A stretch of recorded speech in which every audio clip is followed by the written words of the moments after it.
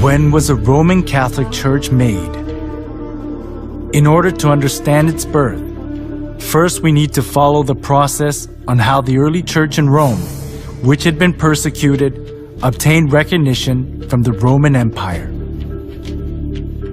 The church in Rome kept the undefiled truth of the early church in its initial stage, but later accepted various gods of Rome and religious customs when it became acknowledged as a Roman religion.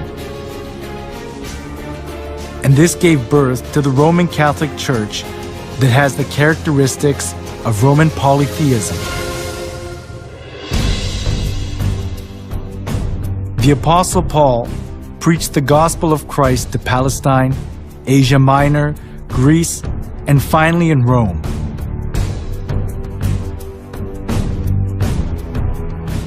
The church in Rome was not welcomed in its initial stage.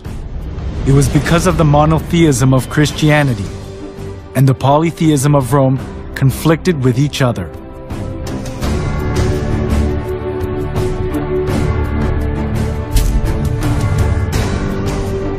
The Romans believed that everything, humans, places, and goods, was inhabited by divinity. As they accepted folk beliefs of the people they conquered, far more various gods and religions prospered in Rome.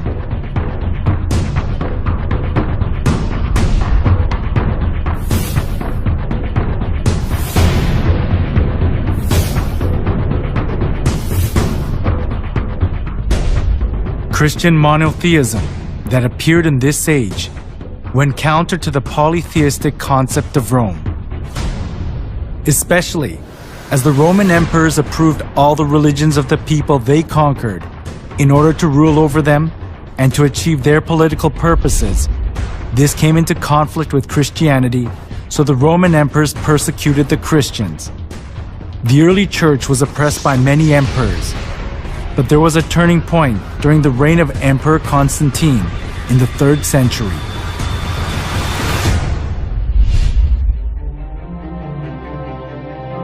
In 313, Emperor Constantine proclaimed the Edict of Milan. The edict approved Christianity as a legal religion of Rome and gave legal privileges and immunity from military duty and taxes to the Christian clergy.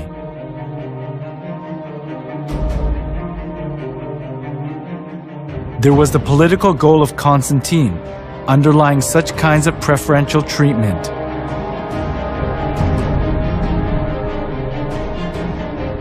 It was Mithraism, the sun worship religion, that was diffused throughout Rome. But all the Roman emperors deified themselves and enforced people to worship them. Some of the nobility were fascinated by the Egyptian mystery religion. So, Rome suffered from religious dissension within itself.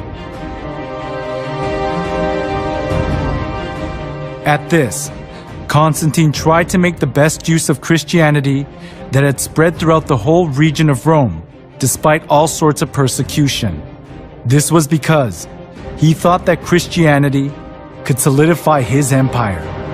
By approving Christianity as a national religion of Rome, Constantine tried to seek the unity of the Roman Empire under one religion.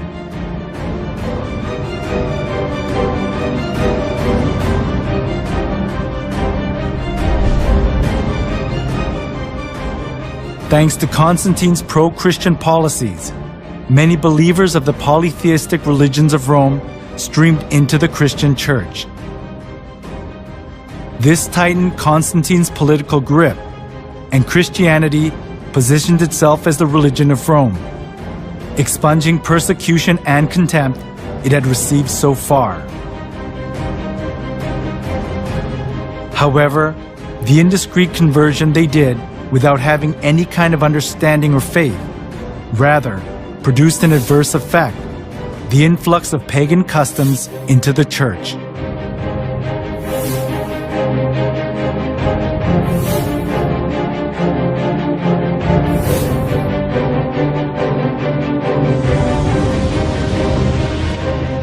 Those who were tainted with polytheism of Rome looked as if they had converted, but in actuality it wasn't easy for them to get rid of the religious rites and institutions of worshiping the sun, the moon, and the stars, and various gods and goddesses, which they had worshipped since their forefathers. The church in Rome sought for solutions to disburden the pagans when they converted to Christianity. It was to bring in things similar to the gods that the pagans had believed into the church. They thought they would increase the number of pagan converts by doing that.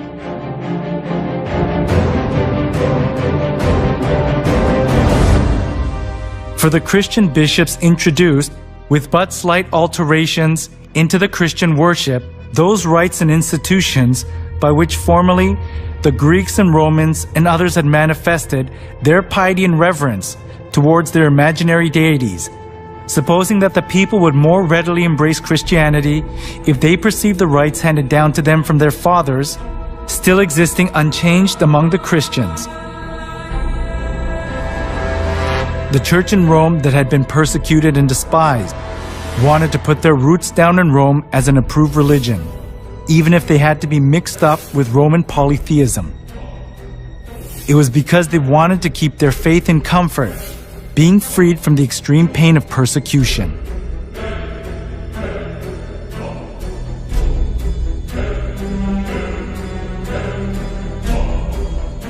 To attract more pagans, the church in Rome tried to Christianize various kinds of pagan gods to suit the Bible. One of the most representative things among them was accepting pagan customs of the sun god worship tradition. The church in Rome identified Jesus with the sun god.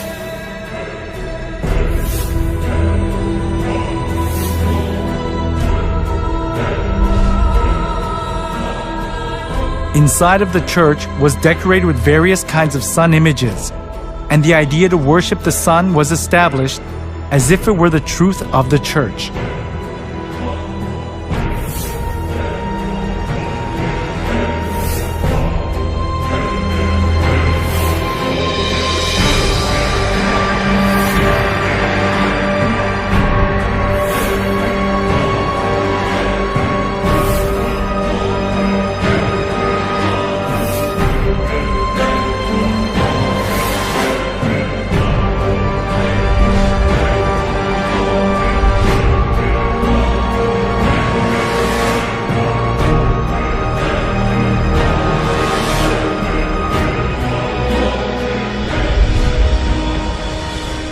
All judges, city people, and craftsmen shall rest on the venerable day of the sun.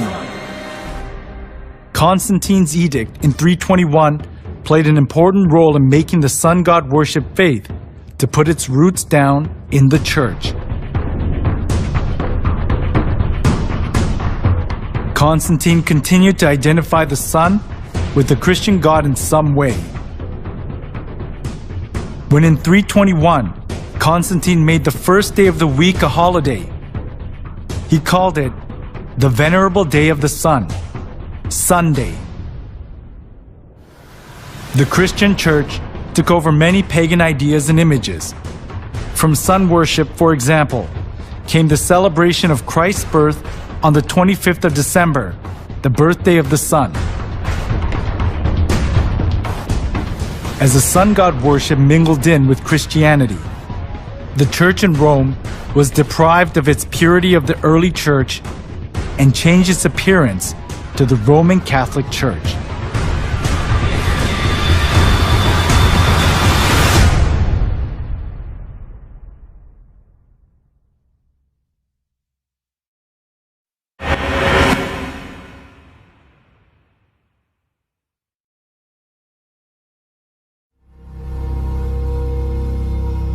Before the 3rd century, the church in Rome was one of many churches that were scattered all over the Roman Empire.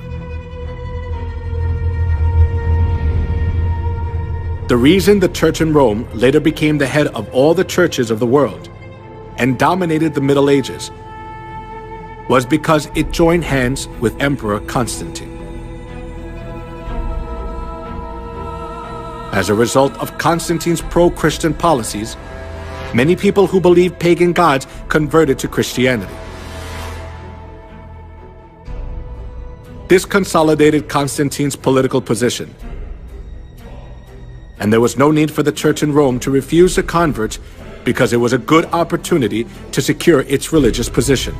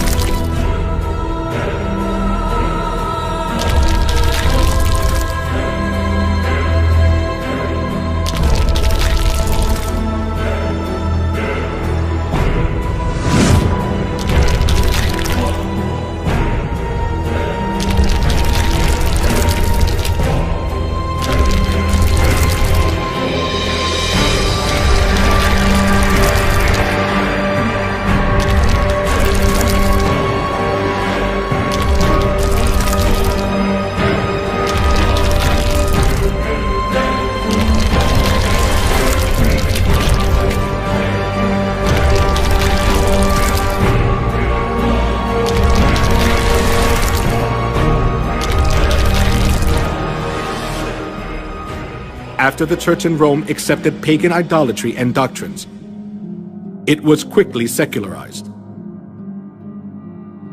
During the Middle Ages, it was even hard to tell the difference between the church and the secular world. The Catholic Pope enthroned kings, and kings protected the Catholic Church. Opposing the Catholic Church itself was rebelling against one's own country.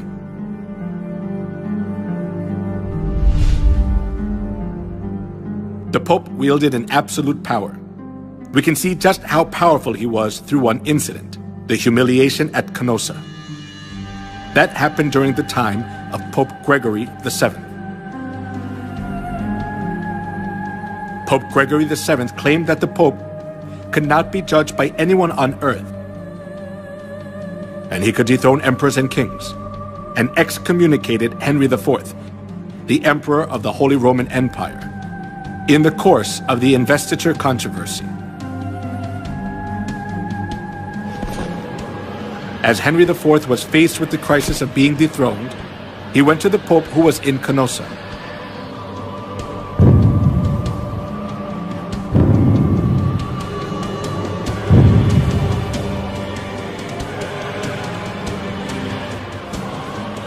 Barefoot, he knelt for 3 days in the snow, outside the castle of the Pope, and begged for his forgiveness. This is what is called the humiliation at Canossa incident.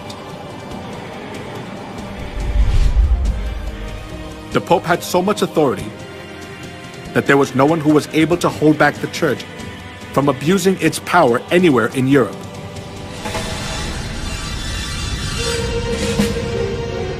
Not only that, the popes committed numerous crimes such as murder, blasphemy, simony, and adultery to hold on to their seat of power.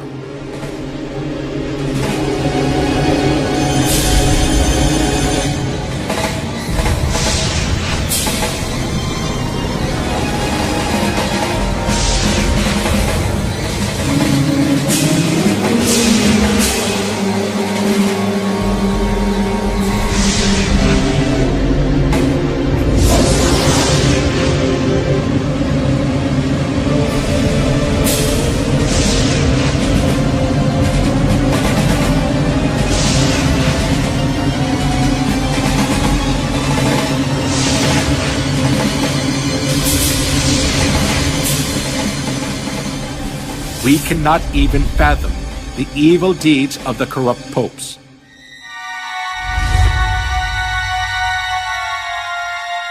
Among them, Pope Leo X enjoyed works of art and collected masterpieces. He invited artists like Michelangelo, Leonardo da Vinci, and Raphael to the Vatican and richly ornamented the church. Being driven by his vanity, he constructed St. Peter's Basilica. However, as he ran out of money by collecting costly works of art, he started to print a greater amount of indulgences.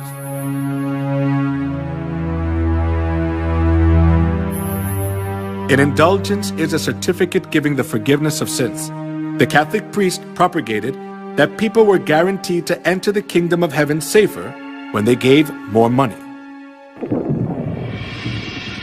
Come, see for yourself. This is not just a simple indulgence. Even though you don't do confession, all your sins will be forgiven. Even the sins of your relatives in purgatory will vanish. Will you just leave your mother to suffer in the fire? Come here, everyone. Come. When you drop the coins in the box and it makes a clinking sound, then the souls will arise from the fiery purgatory.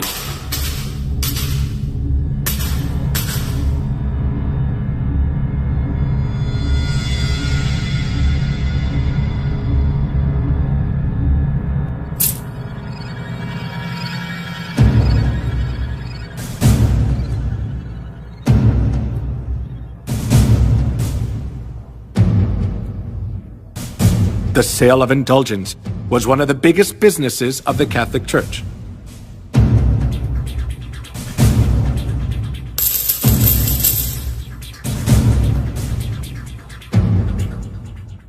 Since indulgences was a good solution for those who were seized by the fear of hell, numerous people gathered to buy the kingdom of heaven.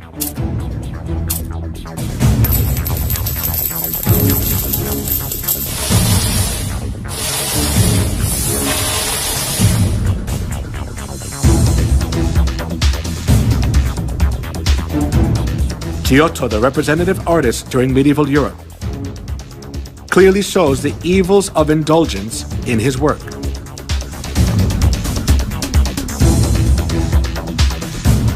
The Last Judgment. In the painting, Jesus, the judge, is in the middle and the apostles are on both sides. Heaven is shown on the right and hell is shown on the left. One thing that is worthy of notice here is the scene where souls are weighed. A man who is on his knees presents a model of the chapel to three women. The name of the man is Enrico Scorveni. He was a notorious loan shark of that time.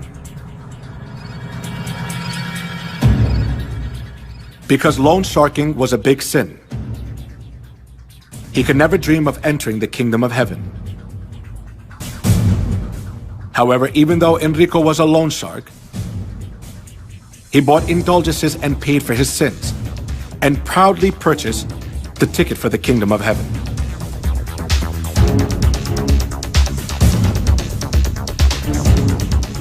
The Bible teaches that only God can forgive sins.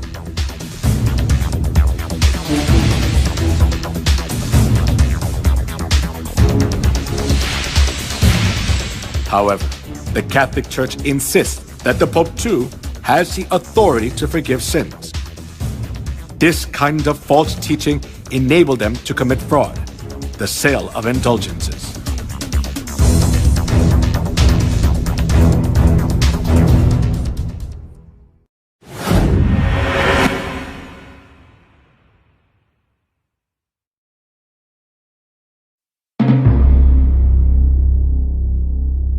The Inquisition, run by the Catholic Church, is evidence that shows how corrupt and cruel the Catholic Church is.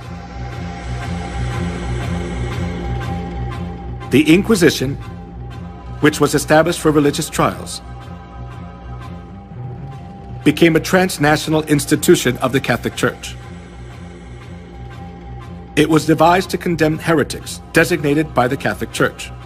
Heretics defined by the Catholic Church were the Christians who opposed the false insistence and doctrines of the Pope and wanted to live by the Bible. to rule over the world as they want. The popes tried to get rid of the Bible and restricted people from reading it.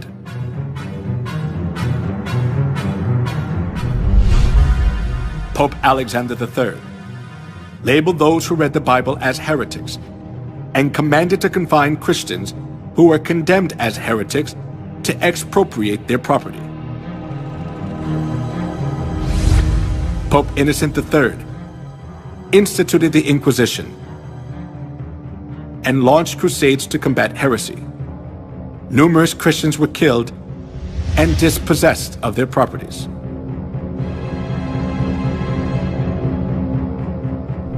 Pope Gregory IX claimed to punish heretics who did not repent and appointed the order of Saint Dominic as the Inquisitor. Pope Innocent IV promulgated the bull Ad Extirpanda, explicitly authorizing torture, and commanded to burn everyone who opposed Catholicism. Here is the salient religious trial of the century. Giordano Bruno, a medieval astronomer, was charged as a heretic by the Catholic Church and burned at the stake. The reason he was burned was that he denied the geocentric theory and insisted on the heliocentric theory. After that, Galilei verified that the Earth revolves around the Sun. But he too was declared a heretic and was forced to recant his heliocentric view.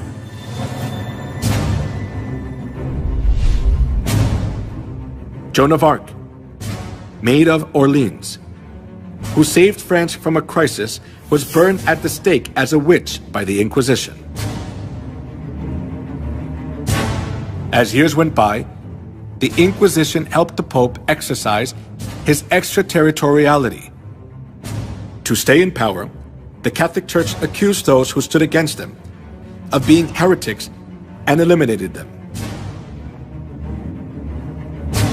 If a person was charged of being a heretic once, he had no right to have counsel. He was severely tortured and ended up being imprisoned for life or executed by fire.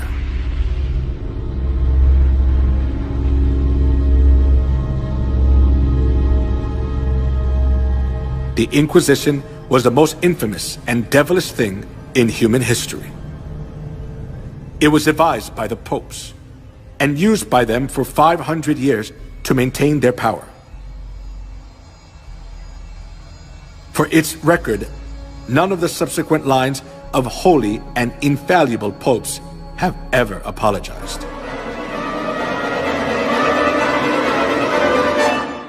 He was given power to make war against the saints and to conquer them. Historians estimate that in the Middle Ages and early Reformation era, more than 50 million martyrs perished at the hands of the papacy. During the Dark Ages, 50 million innocent people were killed. In order to increase its wealth and power, the Catholic Church killed a great number of people. It is a distortion of history to call a murderer the apostle of peace. The Bible describes the crimes of the Catholic Church as below.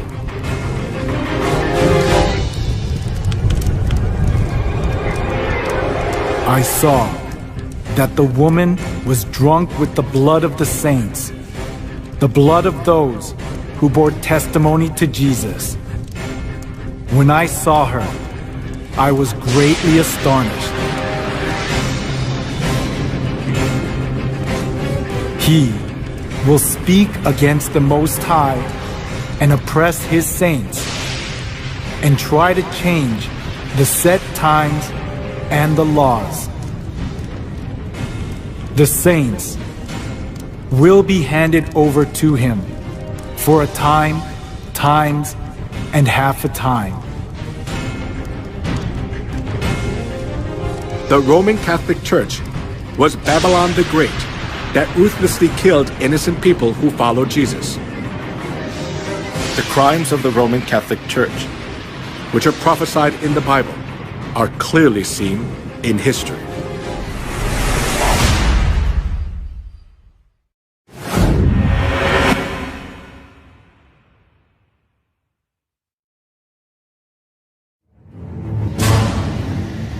In the Museum of Torture Instruments in San Marino in Europe, the torture devices which were used during the Dark Ages are displayed.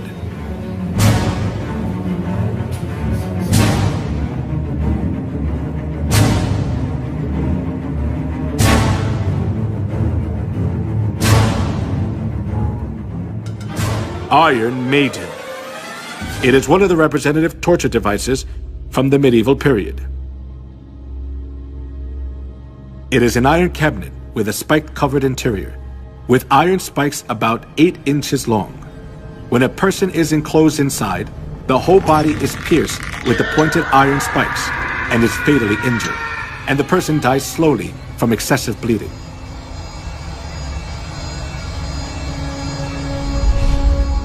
The torture device in the shape of a wheel was invented for execution.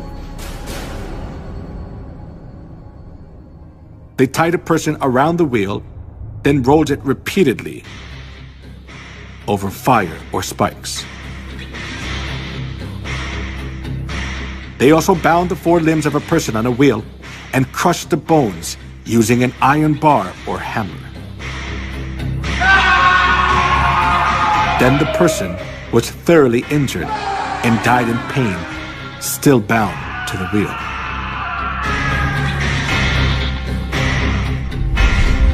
The Inquisition invented cruel torture devices to give victims as much pain as possible.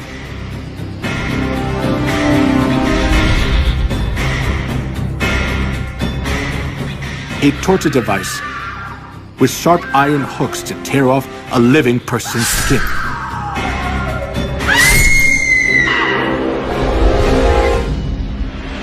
A pyramid-shaped torture device with a sharp tip. A person was put on top and suffered severe pain as a sharp point was inserted into the body, little by little, due to the body weight. Most of the time, tortures were carried out by Catholic monks or priests.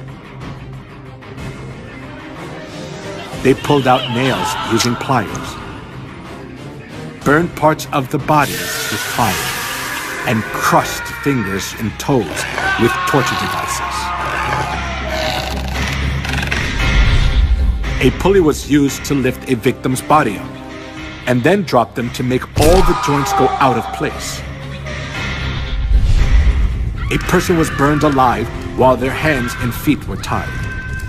A chair with spikes was used to tie a person down, and it made blood come out from every part of their body. If a victim denied the Catholic Church's teachings, despite the hard torture, they poured boiling lead in the mouth or ears, or gouged out their eyes, or flogged them until parts of their skin flew off.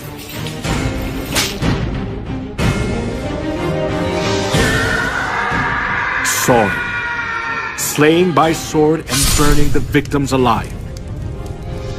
The Catholic priests enforced them to follow their teachings, holding the cross in front of them.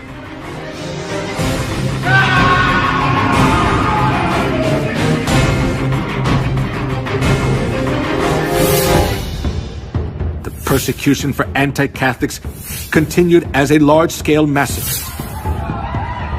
In 1209, 6,000 were slain to death at Berthiers. And 1211, 100,000 Christians were massacred at Lavore. Though the massacre at Merendal, 500 women were locked in a room and burned to death. In the massacre of Orange in 1562, the Italian army sent by Pope Pius IV was commanded to slay men, women, and children. In 1572, approximately 100,000 people were massacred in Paris, France.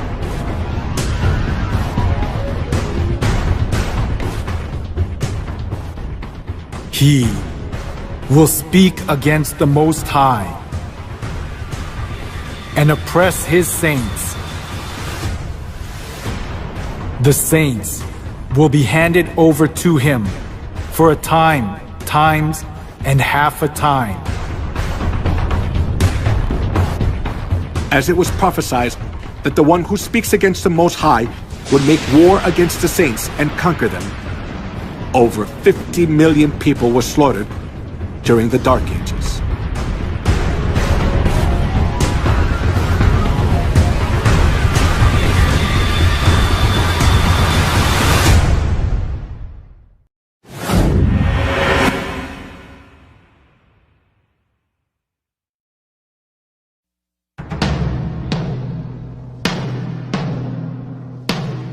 The cruel massacre of the Catholic Church during the Dark Ages continued to the Holocaust, which killed 6 million Jews, the most tragic event in human history.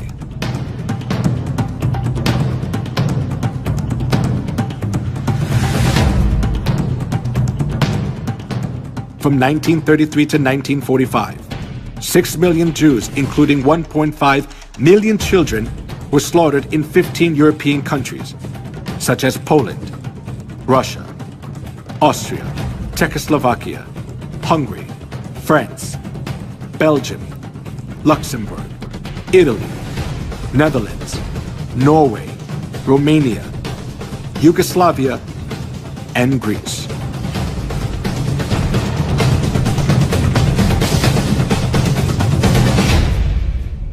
All property of the Jews was confiscated. Women were dragged naked in public. They suffered from starvation, infectious diseases, confinement, and public execution. The Jews who survived faced a miserable death in gas chambers in concentration camps built by the Nazis.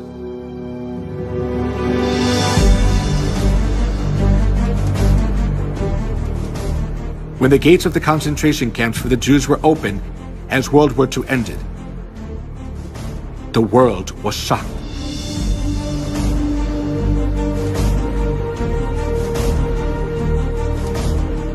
In the concentration camps, there were dead bodies of the Jews that were not buried yet, piled up like a mountain.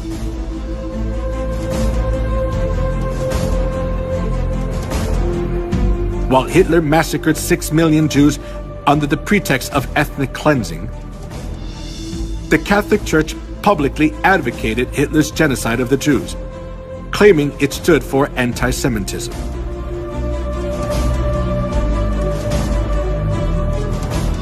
When the Nazis' genocide of the Jews reached its peak, Weissmandl, a Jewish rabbi, sent a letter to the Vatican to ask for help. He begged the Pope to save the innocent Jews, especially young children. 1.5 million out of 6 million Jews who were slaughtered were children. His plea was a desperate outcry. However, the reply he received from the papacy was not just heartless, but blood-curdling. There is no such thing as the innocent blood of Jewish children. All Jewish blood is guilty, and the Jews must die, because that is their punishment for that sin. The Catholic Church was always hostile to the Jews for the reason that they had killed Christ. And they committed countless murders under the pretext that they were punishing the Jews on behalf of God. This kind of attitude of the Catholic Church greatly affected Hitler, who was Catholic. Dann wird das Ergebnis nicht die Bolschewisierung der Erde und damit der Sieg des Judentums sein, sondern die Vernichtung der jüdischen Rasse in Europa.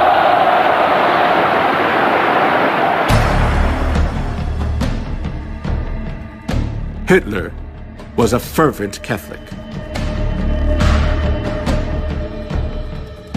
The reason Hitler extremely hated the Jews was from the historical experience of the Catholic Church which had treated the true Christians and the Jews mercilessly for 1600 years. For this reason, Hitler was able to commit the Holocaust, sending 6 million Jews to gas chambers without hesitation.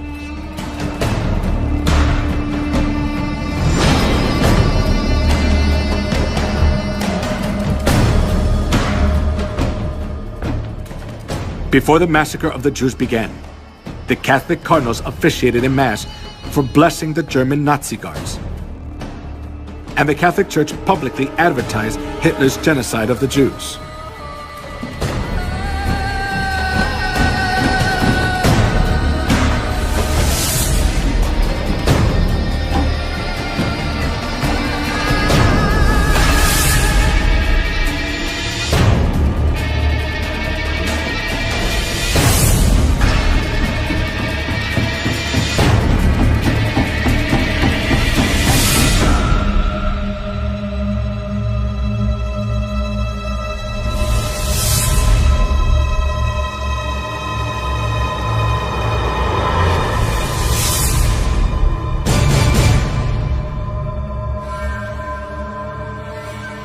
The Catholic Church has committed crimes against humanity for centuries in the name of religion.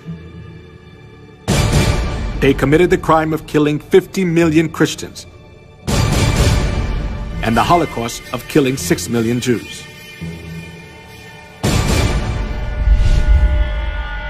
The traces of the massacre of the Jews still remain at the Auschwitz concentration camp in Poland.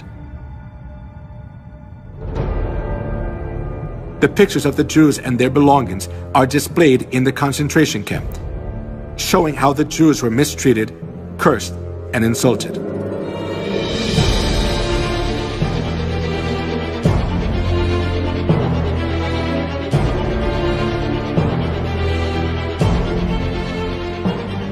These horrible times remain in the records of history. But all the errors of the Catholic Church are disappearing from people's memories, little by little.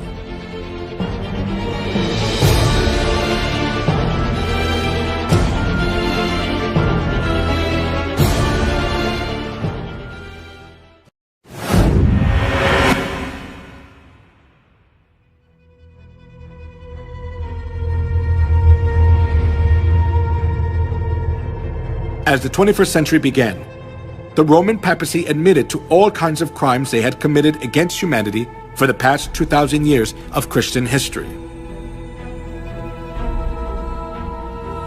They admitted their faults, such as the Crusades, anti-Semitism, the Inquisition, and witch hunts. The Pope also said that the Catholic Church would like to create a new unity among religions by looking back on all their religious errors.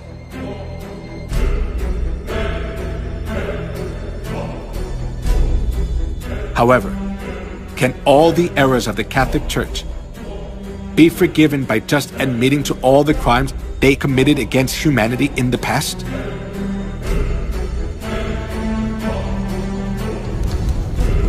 Just by admitting to their errors, the Catholic Church's crimes cannot be solved. They can never come to true repentance unless they realize their fundamental errors.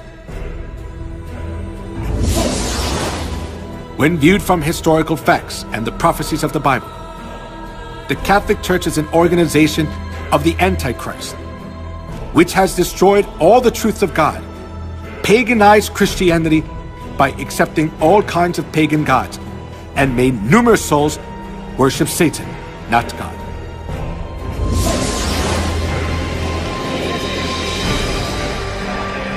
Not being content with their crime of killing cruelly whoever was against them for the past 2,000 years of Christian history, the Catholic Church is still committing a crime of driving countless souls to death. Therefore, admitting their crimes, which have already been revealed through history without having fundamental repentance, is only a crafty trick of the Catholic Church to pull the wool over people's eyes.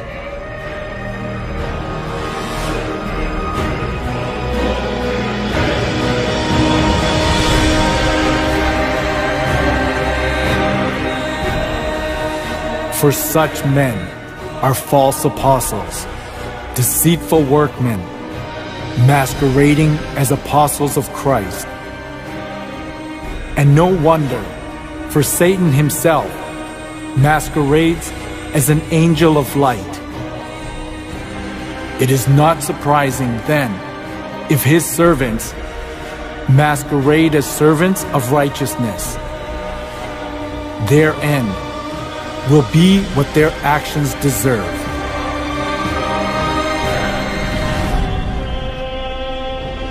In human history, the organization which has killed the most people is the Catholic Church. Nevertheless, the Pope is called an apostle of peace. It is an act to distort history.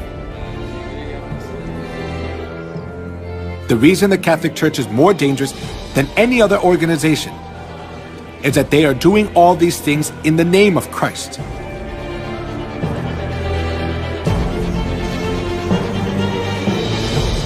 However, now the Catholic Church is revealing its detestable and hideous reality. In terms of declining congregations, but more profoundly to do with the paedophile sex scandal that has rocked the church for more than 10 years. We've been looking into one particular case involving... Incredible. One former priest said that, perhaps 50% of priests who enter the priesthood may be gay. I talked to a long...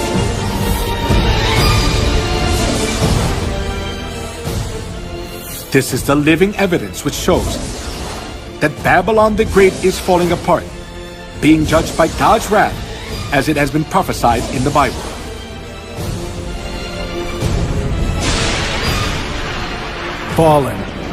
Fallen is Babylon the Great.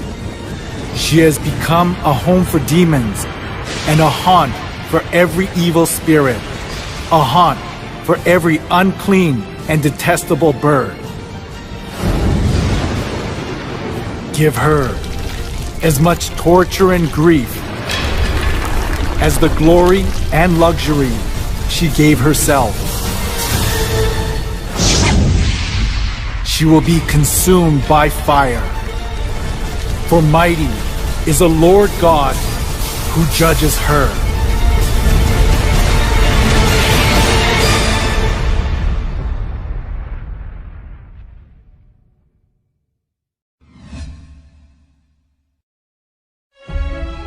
God revealed the identity of Babylon through the way she looks outwardly, outward characteristics of Babylon. The woman was dressed in purple and scarlet, and was glittering with gold, precious stones and pearls.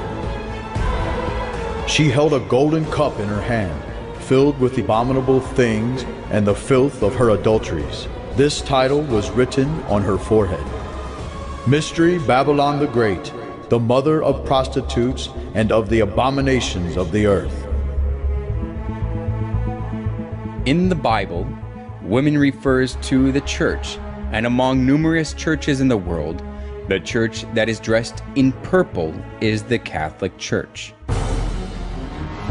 The color of the traditional priest robe of the Catholic Church is purple and scarlet.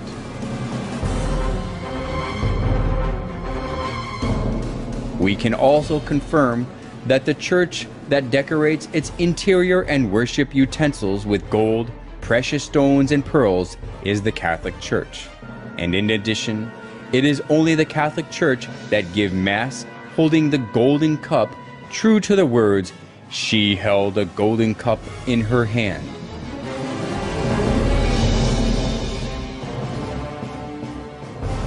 As we have seen, no church but the Catholic Church satisfies all the points that the Bible tells us. The Bible recognizes this organization as Babylon the Great. The Catholic Church, Babylon the Great, looks as if it worships God, but when we closely look into it, we can find out they do abominable things to worship the sun god.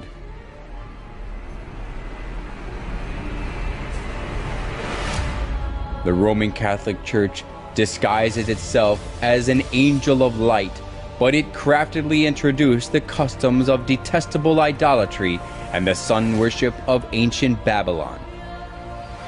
So the Bible recognizes it as Babylon the Great.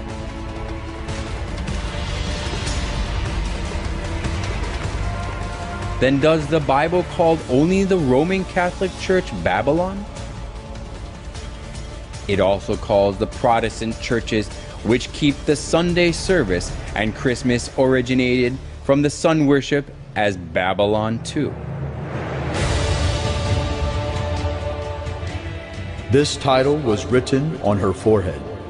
Mystery Babylon the Great, the mother of prostitutes and of the abominations of the earth.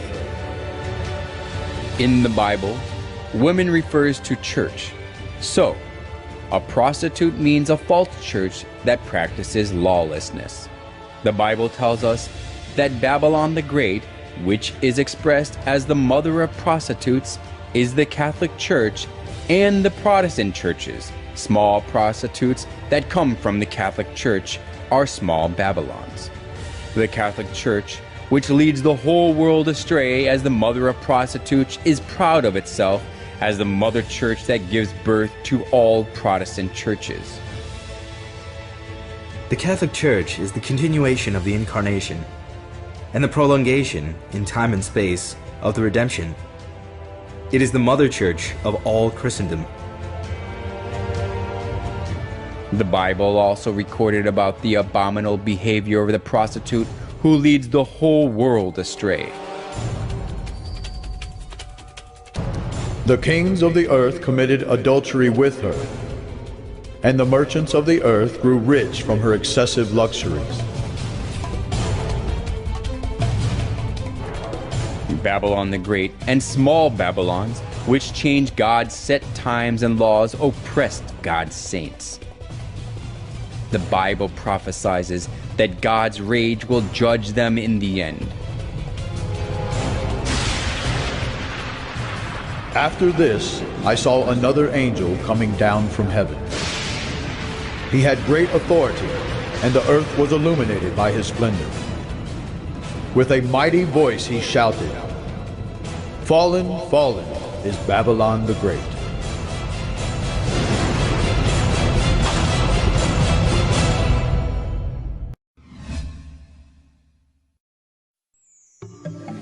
Piazza di Spagna, where the movie Roman Holiday was filmed, just below the Spanish Steps, which became famous where Audrey Hepburn ate ice cream, there is a boat-shaped fountain, and we can see that the water is running out of the sculpture of the sun. The head of the boat is embellished with the Pope's coat of arms and the papal tiara. The tiara is the symbol of the papacy. The fact that the tiara is at the head of the boat tells us that the Pope is the very person who leads the sun worship. It is easy to see the tiara in many places of the Catholic Church.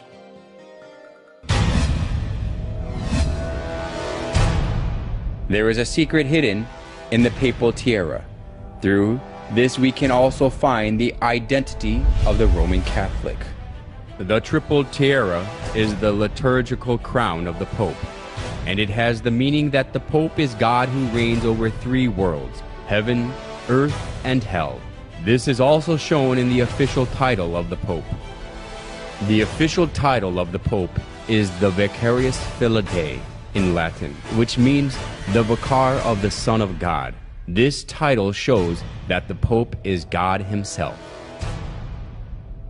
Some of the letters of the Latin have numerical values, so if we add up the numerical values of the letters of Vicarius Filii, it is 666.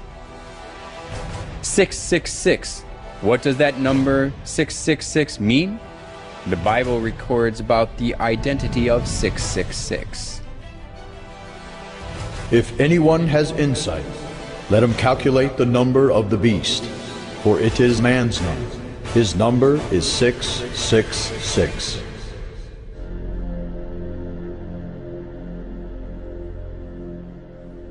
Every reformer, without exception, spoke of the papacy as the Antichrist. The 666 is a figurative number, telling us the identity of Satan who stands against God. The prophecy of the Bible and the religious reformers with one voice clarifies that 666 and the beast refer to the Pope or the papacy that stands against God. Through the title of the Pope and the respectful treatment he receives, we can confirm again that the papacy stands against God. The Catholic Church calls the Pope God of the earth.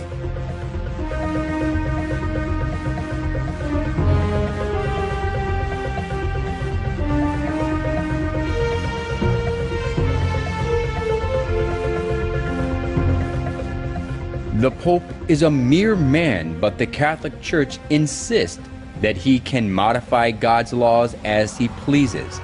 And moreover, he is worshipped and served like God, and he enjoys all wealth, honor, and authority.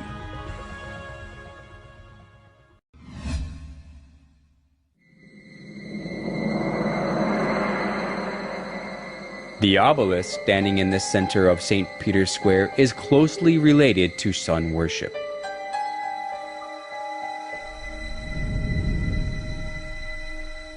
It was the custom of the ancient sun worship religions to make a pillar to worship the sun. Obelisk was set up at a temple or tomb as a monument to worship the sun god. It typically had a pyramid-like shape at the top, and the pyramid is the emblem of the sun god of the Egyptians, Ra. Like this, the obelisk was made for the sun god. Then, why are the obelisks, the symbol of the sun worship, set up in front of the Catholic churches? When we look carefully at the obelisk standing in front of the Catholic Church, it has the star-shaped divine light and cross, which are symbolize the sun.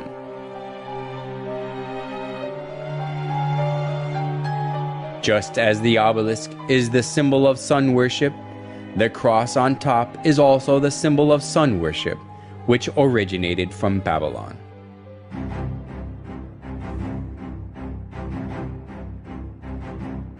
Crosses are also found in the murals of ancient Babylon and Assyria, especially the image of cross on the headband of the sun god Tammuz shows that the cross is originated in Babylon. The Egyptians used the Ankh cross. The shape of the cross, made of two wooden poles, which the church started to use, came from the ancient Chaldean region. In the Chaldean Empire, the adjacent regions, including Egypt, the cross was used as a symbol of Tammuz. So, it is certain that the cross was made to worship the sun god.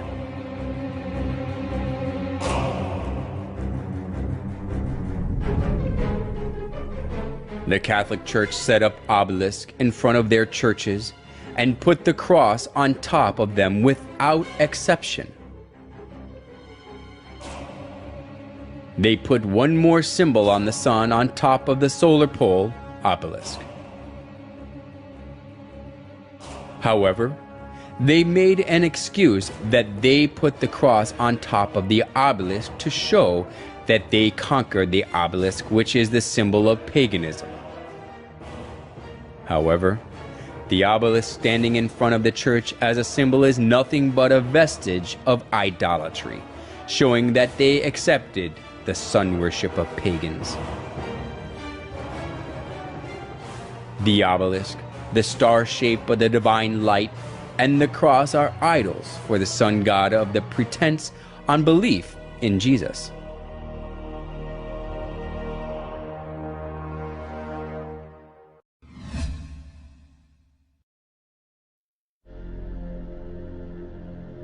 The Pantheon is the oldest monument still standing in Rome. The Pantheon was rebuilt in 125 AD by Emperor Hadrian and dedicated to every known god as well as the sun god, the supreme god of the Romans. Then Pope Boniface IV converted it into a Catholic church. The Pantheon, which once was the temple for the sun god but is now used as a Catholic church, is famous for its domed roof.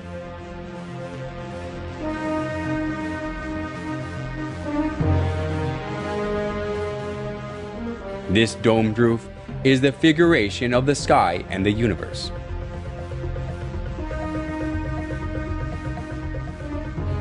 In the center of the dome, there is the oculus, a round opening with a diameter of 27 feet. The sunlight from the oculus is reminiscent of the round sun in the sky.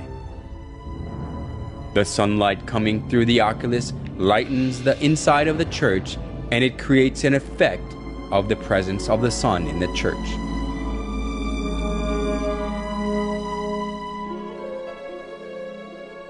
We can find the same round shape in St. Peter's Basilica as well. When we look up at the ceiling of St. Peter's Basilica, there is a circle like the sun at the center, and its shape looks like sunlight spreading from the circle. This kind of circular shape can be found not only in St. Peter's Basilica, but on the ceilings of most Catholic churches. Various forms of circle, which embody the sun, prove that the Catholic Church worships the sun.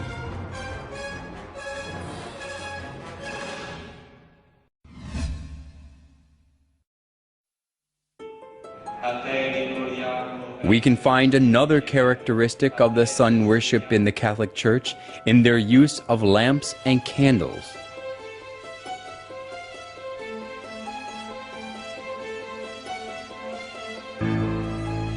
Even in the daytime, they light lamps and candles on the altar.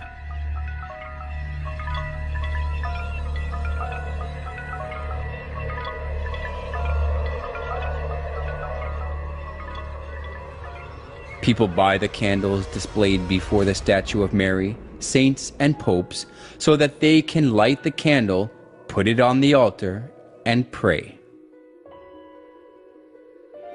When starting the Mass or marching in procession after the Mass, the priest carrying the candle is always at the front.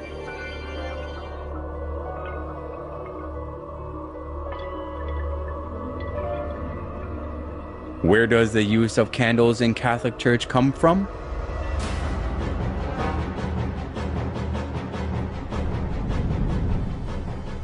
Historian Alexander Hislop says that the use of candles in the Catholic Church comes from pagan rites. The use of these lamps and tapers comes from the same source as all the rest of the papal superstition. For so, according to the established rites of Zoroaster, was the sun god worshipped. In the pagan processions also at Rome, the wax candles largely figured, accompanied by crowds of all sorts that were initiated in the same religion, all with flame bow or wax candles in their hands. In the Molucca Islands, wax tapers are used in the worship of Nito, or devil, whom these islanders adore. Catholic scholars also admit that the use of candles in the Catholic Church came from paganism. We need not shrink from admitting that candles, like incense and lustral water, were commonly employed in pagan worship and in the rites paid to the dead. We must not forget that most of these adjuncts to worship were not identified with any idolatrous cult in particular. They were common to almost all cults.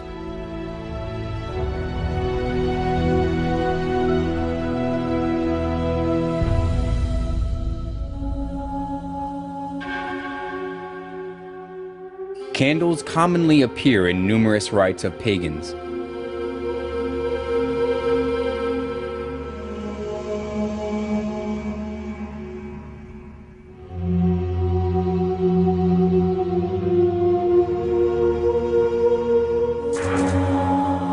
and it approves that the use of candles in the Catholic Church comes from sun worship.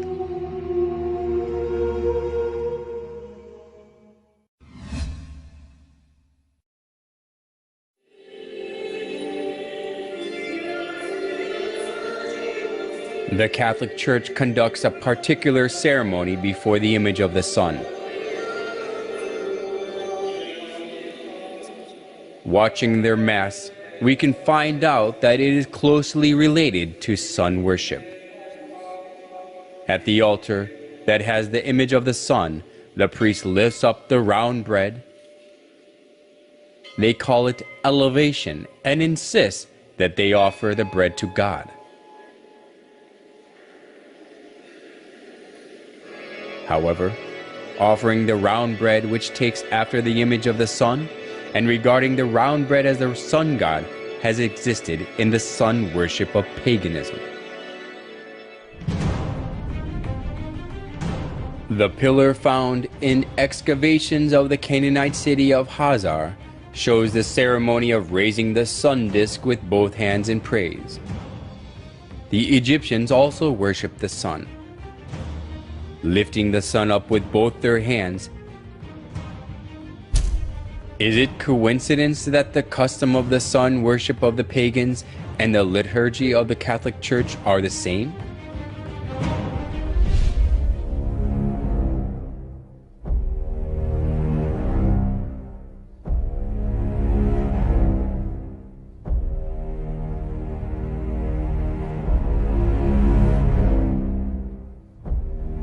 On special days, they put the bread in the sun-shaped frame and go parade through the streets for public display. The believers all kneel down before the bread to show their respect and adoration. Curiously enough, the monstrance, which is the vessel used to display the consecrated Eucharistic bread, has a sunburst pattern. On the altar where the priest offers the bread, there is also the shape of the sun.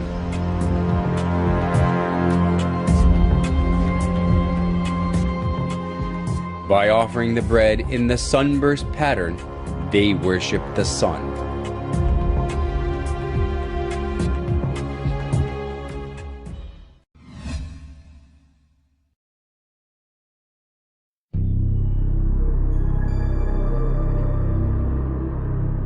Around 2800 BC, there lived a hunter named Nimrod in Babylon, which was located between the Tigris and the Euphrates rivers. Whenever wild animals threatened the people, he protected them with his power.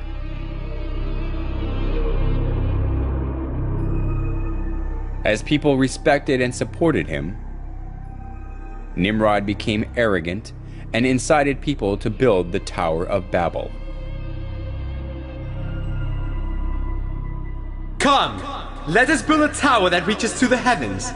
Let us make a name for ourselves and not be scattered over the face of the whole earth. Such deeds of Nimrod that were against God has continued even after Nimrod had died. Semiramis, Nimrod's wife, insisted that Nimrod became the sun god. She cut Nimrod's dead body into pieces and sent them to each tribe of Babylon. People regarded the place where a part of Nimrod was buried as sacred.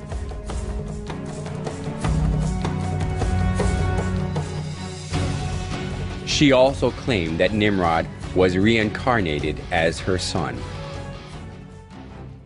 The sun god Nimrod was reincarnated as my son Tammuz. He who believes and follows Tammuz follows Nimrod. As Semiramis ruled over Babylon in place of her young son Tammuz, she maneuvered people into worshiping her. Monuments of Semiramis carrying her child Tammuz in her arms were set up all over Babylon, along with various images symbolizing the sun god. The sun worship and the mother-child worship, which was a scheme devised by Semiramis, put down roots as a religion of Babylon.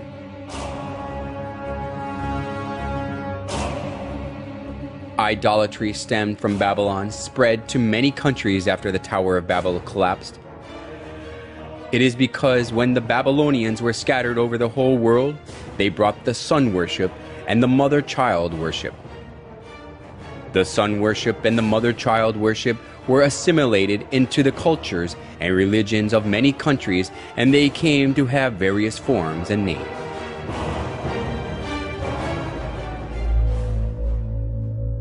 Nimrod, the sun god, was known as Mithra in Persia, Sol in Rome, Ra or Horus in Egypt, and Apollo in Greece. Semiramis and Tammuz, who were the start of the mother-child worship, was called Isis and Horus, Venus and Dionysus, Diana and Attis, and Astaroth and Tammuz, respectively. Besides these, the image of goddess, who is holding a baby in her arms, was venerated in many countries of the world. If so, was the mother-child worship the creature of an age, which was especially welcomed only in Babylon?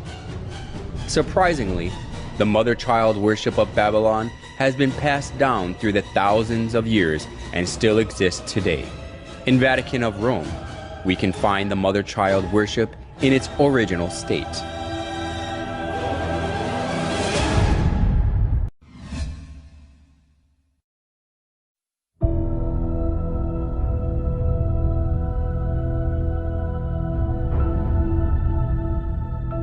The statue of Virgin Mary with baby Jesus stands in the eye-catching place in the Catholic Church, whether it is a big cathedral or a chapel in a small town.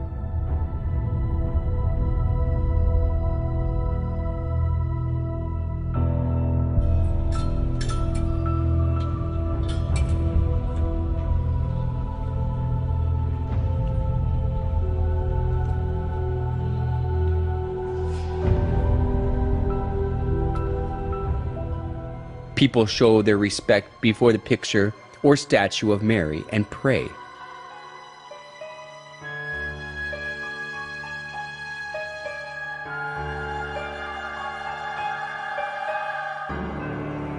Even the Pope prays before Mary with his head lowered.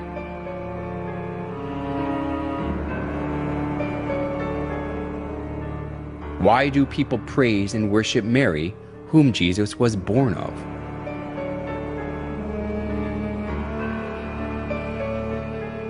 A famous Catholic bishop and writer, Alphonsus Liguori, explained in his writings that it is far effective to pray to Mary than to Christ.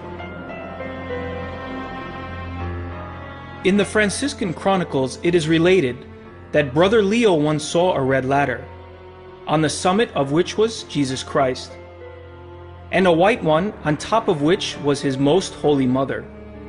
And he saw some who tried to ascend the red ladder, and they mounted a few steps and fell. They tried again and again fell. They were then advised to go and try the white ladder, and by that one they easily ascended. For our Blessed Lady stretched out her hand and helped them, so they got safely to heaven. The story, which was made by the exuberant imagination, sounded plausible.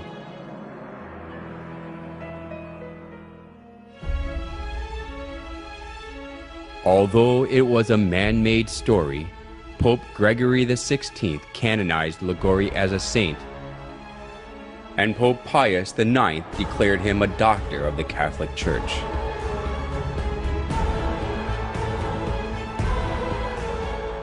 Now Catholics are taught that it is better to pray to Mary, who is merciful and understands us.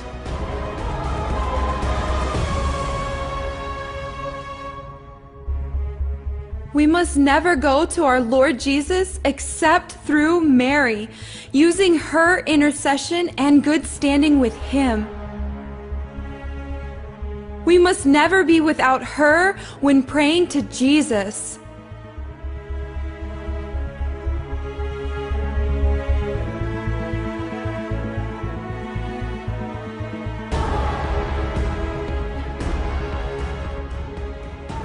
The plausible logic that Jesus cannot refuse Mary's request because she is his mother is shown well even through the image of Mary and baby Jesus.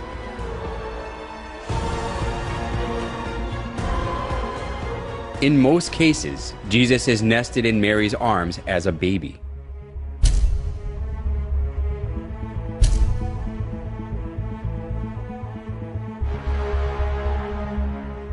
This downgrades Jesus to a little baby who is always dependent on Mary and lets people think that he can do nothing without Mary.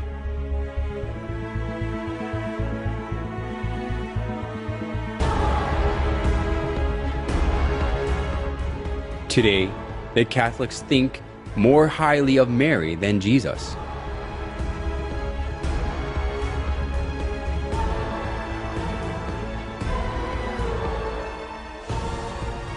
They call Mary the Mother of God, which implies that she is above God.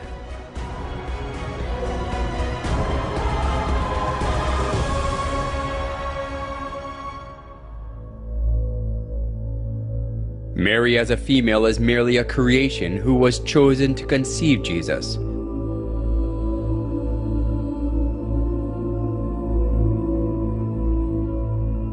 How ridiculous it is for a creation to be called the Mother of God because God used her womb to be born in the earth.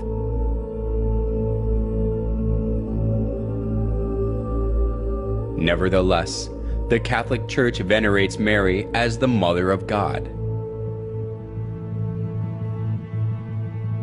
Mary worship of the Catholic Church reminds us of the mother-child worship of ancient Babylon. Just as Semiramis artfully spread the mother-child worship throughout Babylon when she ruled it over instead of her son Tammuz, the Catholic Church now makes people worship Mary, not God, by accepting the mother-child worship from Babylon.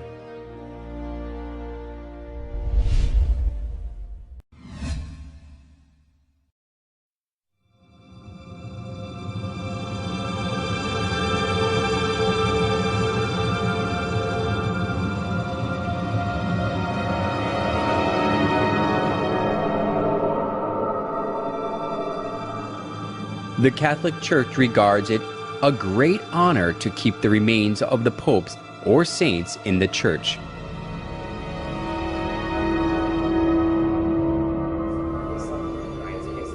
Since numerous worshippers pray before the remains of popes or saints, the church, that possesses many articles and remains of those who were canonized as saints, is highly valued.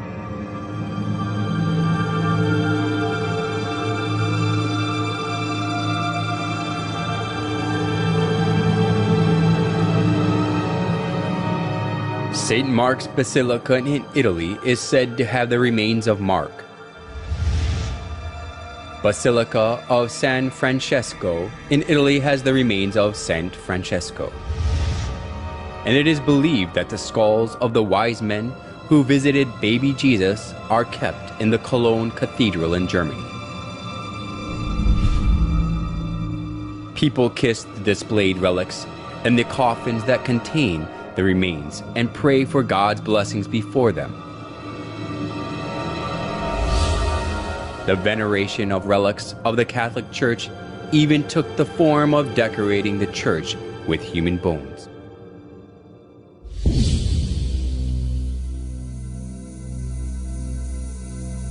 The Church of Santa Maria della Concessione contains the skulls and the skeletons of monks.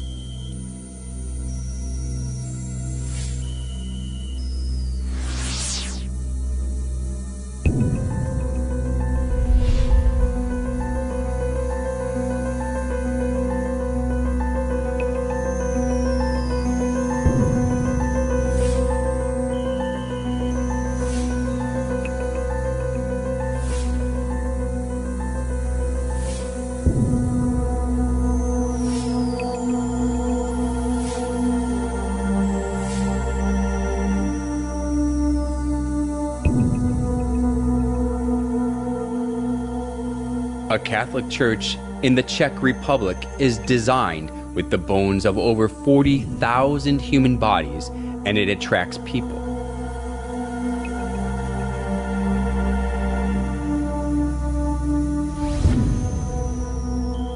The crypt of the Church of St. Francis in Lima, Peru, retains the remains of tens of thousands of people.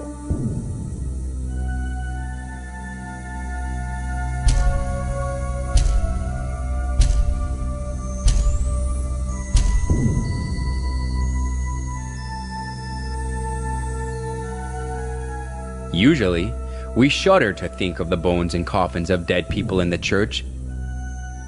But why the Catholic Church sticks to this?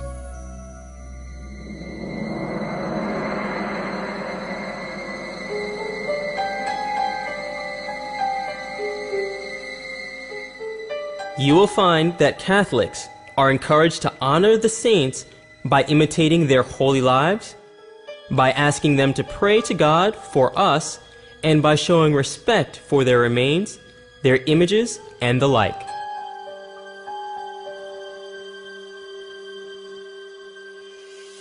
Why do they say that God grants His blessing through the relics of the dead, especially of those who are called saints? We can find the origin of the doctrine that God gives blessing through the relics in the ancient Babylonian religion.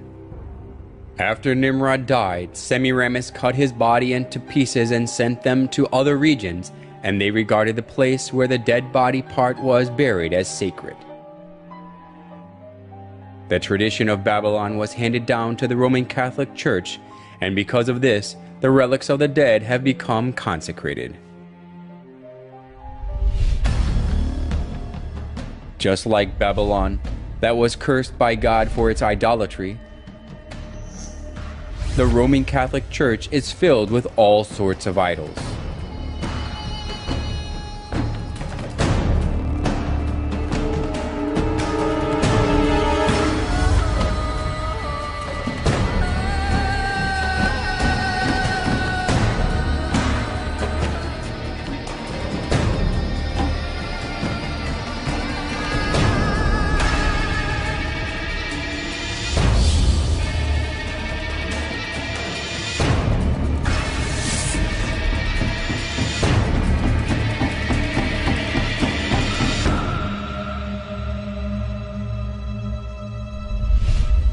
In the name of God, the Catholic Church lures many souls into worshiping idols, not God.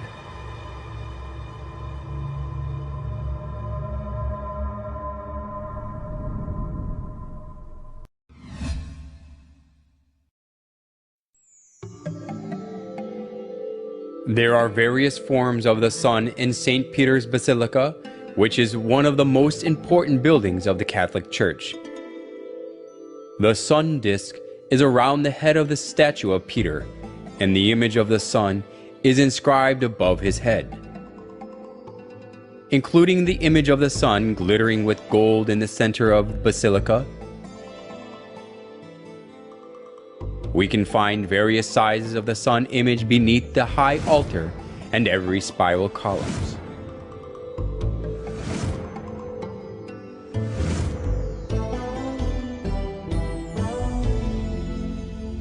Even the cross on the altar and the utensils used for communion and the priest's costume have the sun images.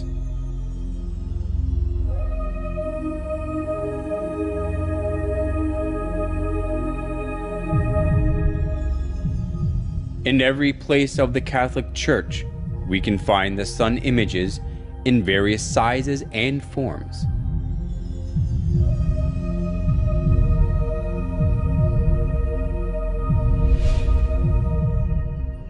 Among the various forms of the sun in the Catholic Church, some has a picture of a dove in it.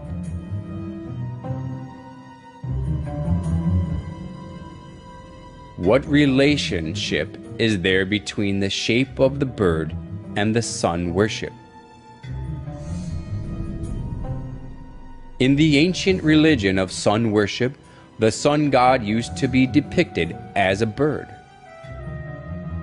The sun god depicted as a bird was originated in Egypt and spread to Rome.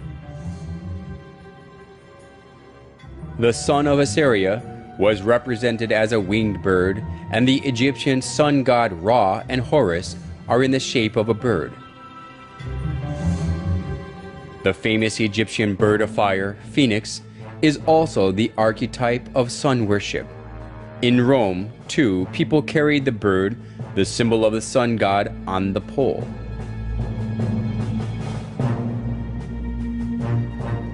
Then why does the high altar in St. Peter's Basilica have the image of the sun with the bird in it?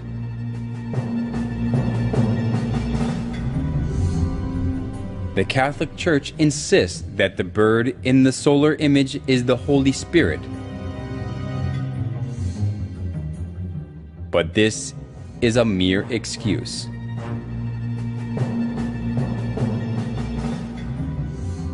When we trace back the customs of sun worship, the bird is the winged sun god that the sun worshippers served. Offering the bread and wine to the image of the bird is not offering them to the Holy Spirit, but to the sun god.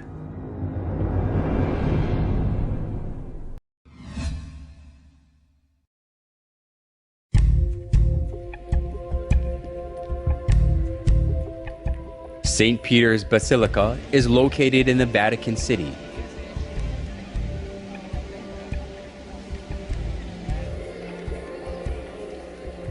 The bronze statue of St. Peter always attracts many tourists.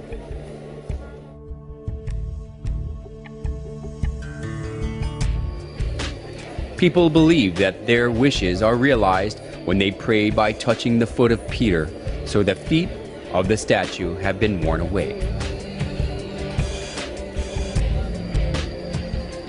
The biggest reason more than 10 million people every year on average visit the Basilica is that they insist that Peter, who was one of the 12 apostles of Jesus, was buried directly below the high altar of the Basilica.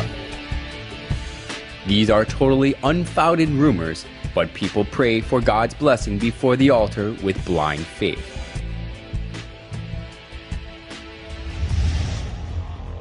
They even teach people that they can have help, even the help they cannot have from God, when they praise and pray in the names of the dead saints. Our most mighty protector graciously assists us from heaven in our struggle with the powers of darkness. And just as you once saved the child Jesus from mortal danger, so now defend God's holy church from the snares of her enemies and from all adversity. Surprisingly enough, hygielatry also has its origins in Babylon.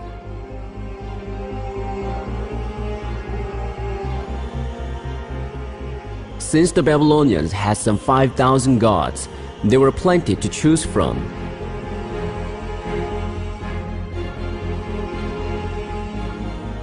Every month and every day of the month was under the protection of a particular divinity.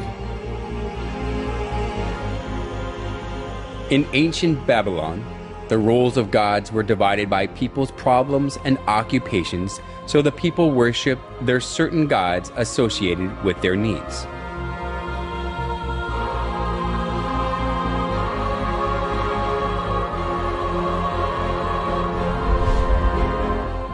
It has continued in the Catholic Church. The Catholics pray to the certain saints associated with their problems so that they can receive help. Just as we go to see different doctors according to the kinds of diseases, the Catholics go to different saints according to their needs. Just as they downgraded Jesus as a little child who depends on Mary through Mary worship, hygielatry also deceived people to think that Jesus is weaker than the dead saints, so he cannot give them help.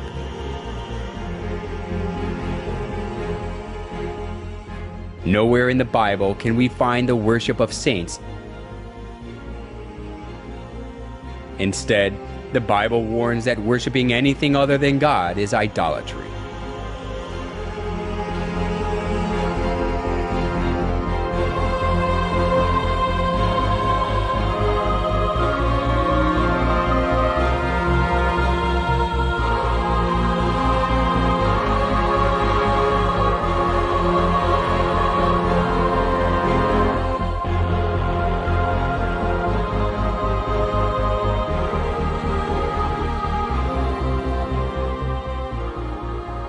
The Catholic Church even deleted the second commandment of the 10 Commandments so that they can worship the saints.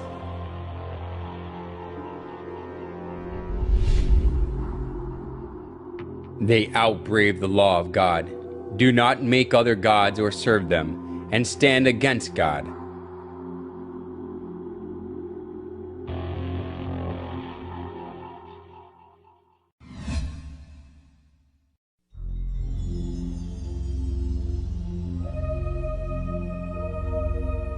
In St. Peter's Square as well, the image of the sun is skillfully hidden. In a round circle of the square, there is a cross with an X through it. It looks exactly like the symbol of the Babylonian sun god Shamash. The Babylonians called the sun god Shamash, and his symbol is the cross with an X through it. So we can easily notice that St. Peter's Square is modeled on the symbol of the Babylonian sun god Shamash. It even has one more circle inside it, just like the symbol of Shamash. The Babylonian sun god Shamash also appears in the image of a wheel. The ancient sun worshippers believed that the sun god rides the chariot, and they regarded the wheel of the chariot as the sun. To our surprise, St. Peter's Square has the shape of a wheel. The obelisk in the middle of the square is an axle. The square itself is the wheel. We can notice that St. Peter's Square is also the figuration of the sun.